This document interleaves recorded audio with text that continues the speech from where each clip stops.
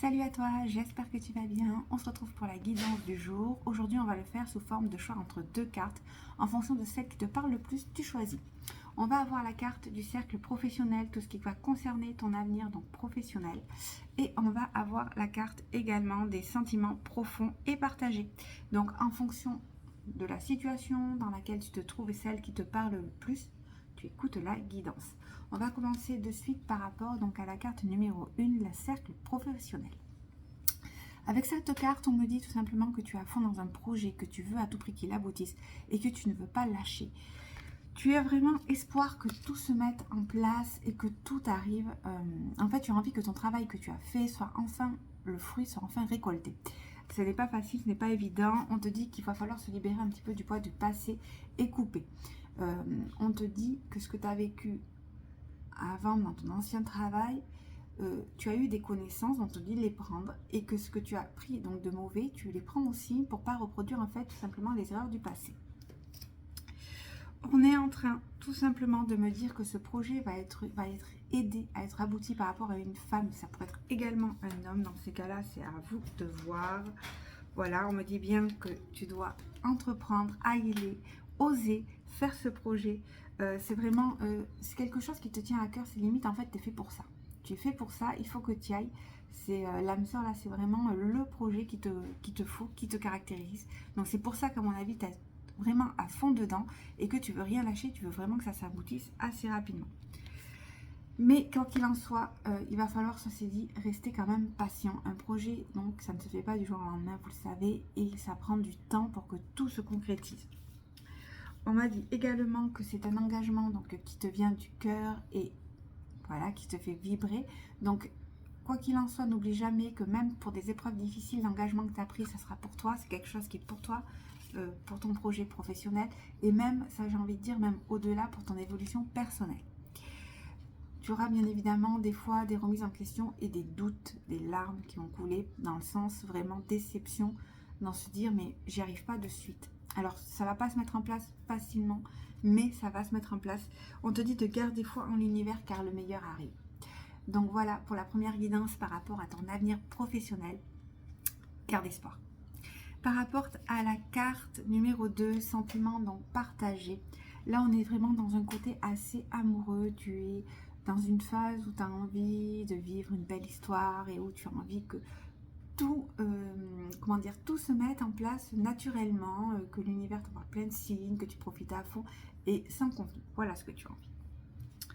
On me dit donc dans un premier temps que ce n'est absolument pas possible et que même dans ta relation actuelle, ce n'est absolument pas le beau fixe tout le temps. Mais c'est ce que tu voudrais.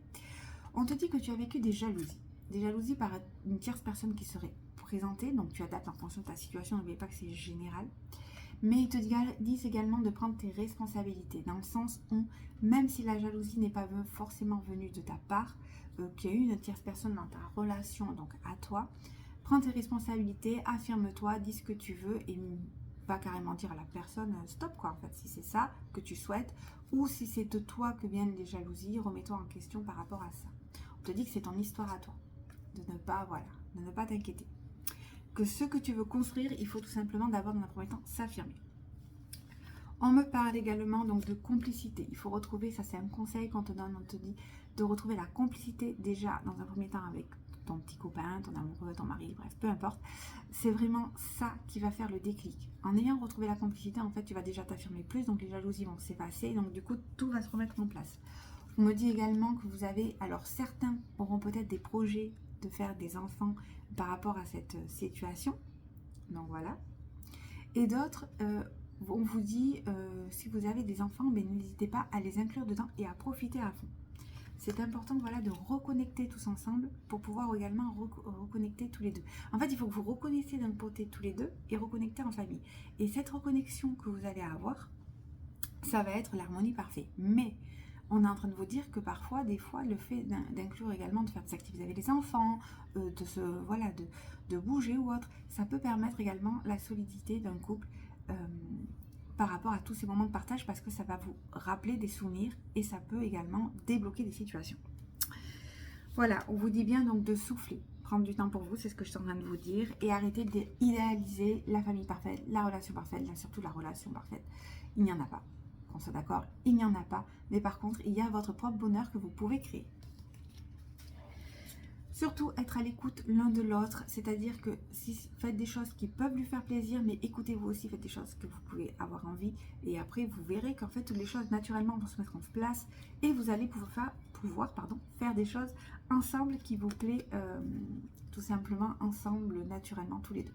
Voilà, écoutez-vous.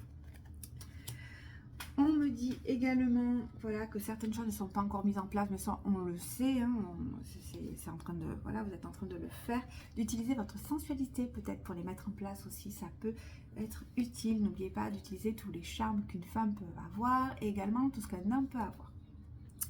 Ne soyez plus résigné. Si vous voulez que les choses bougent, il faut y aller maintenant. Arrêtez de dire, mince, j'arriverai pas, c'est résigné, la relation est foutue. Non, si vous voulez que les choses bougent, c'est à vous de le faire. Et si vous osez le faire, voilà. Dites non à la fin de la rupture si vous voulez y aller. Par contre, si vous voulez arrêter, soyez clair avec vous. Dans les deux cas, là, on vous dit non, quoi. Soyez pas résigné. C'est n'importe quoi. Non à la rupture, non. On vous conseille, ceci dit, d'honorer la belle personne que vous êtes et tout simplement d'écouter vos-mêmes, vos propres intuitions, parce que chaque personne est différente, chaque personne est individuelle, c'est ce qu'on vous dit. Écoutez-vous, écoutez votre partenaire, vous verrez qu'à force, tout va se mettre en synchronicité et vous allez faire des choses vraiment, voilà. Donc voilà, c'était la petite guidance par rapport à l'avenir professionnel ou amoureux. N'hésitez pas, si vous avez besoin, je suis disponible. Et sinon, je vous souhaite un très bon fin de week-end.